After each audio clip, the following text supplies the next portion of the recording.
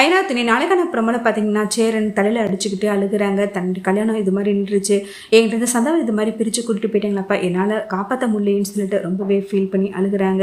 அதை பார்த்துட்டு நீங்கள் ஏன் மனம் அடைஞ்சு போகிறீங்க, கண்டிப்பாக சந்தாவை நம்மகிட்ட இருந்து யாராலையும் பிரிக்க முடியாது, அவங்க இந்த இடத்த விட்டு தாண்டி இருக்க மாட்டாங்க, கண்டிப்பாக நம்ம போயிட்டு போலீஸ்கிட்ட போயிட்டு ஹெல்ப் கேட்கலாம், போயிட்டு கம்ப்ளைண்ட் பண்ணால் போலீஸ் அவங்க கண்டிப்பாக சந்தாவை எங்கே இருந்தாலும் கண்டுபிடிச்சிருவாங்கன்னு சொல்லிட்டு ஐடியா கொடுக்குறாங்க. அது கேட்டு சொல்கிறது கரெக்டு தானா, இதுக்கப்புறமும் நம்ம சந்தா விஷயத்தில் போகிறோம், அவங்ககிட்ட இருந்து சந்தாவை காப்பாற்ற முடியுமான்னு தெரியல, அதனால போலீஸ்கிட்ட போறதான் சரின்னு தோணுதுன்னு எல்லாருமே சொல்றாங்க. அடுத்து எல்லாரும் சேர்ந்து போலீஸ் ஸ்டேஷன் போயிட்டு நடந்த விஷயத்தை பத்தி சொல்லி கம்ப்ளைண்ட் பண்றாங்க. போலீஸ் உடனே சந்தாவுடைய போட்டோ கொடுத்து தேட சொல்றாங்க. அடுத்து சந்தா இருக்கிற இடத்தையும் போலீஸ் கண்டுபிடிச்சு அடுத்து போலீஸ் அவங்க எல்லாருமே கண்டுபிடிச்சு ஸ்டேஷனுக்கு கூட்டிட்டு வந்துறாங்க. இந்த விஷயத்த சேரன் சோழன்கிட்ட இன்ஃபார்ம் பண்றாங்க.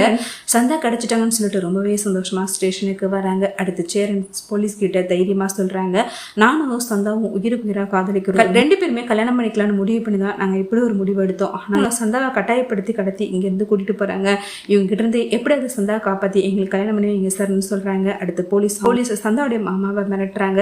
இவங்க சொல்றதுலாம் உண்மையா அப்படின்னு சொல்லி கேட்கறாங்க. அவரும் சந்தா என்னுடைய முறப்பொண்ணு, அதனால நான் தான் கல்யாணம் பண்ணிப்பேன் அப்படின்னு சொல்றாங்க. ஆனா போலீஸ் உன்னுடைய அனுமதி இல்லாம அவங்களை நீங்க கல்யாணம் பண்ணிக்க முடியாது, சந்தா கிட்ட கேட்கறாங்க. சந்தாவோ சேரனை தான் காதலிக்கிறேன், இவங்கள தான் கல்யாணம் பண்ணிக்க போறேன்னு சொல்லிடுறாங்க.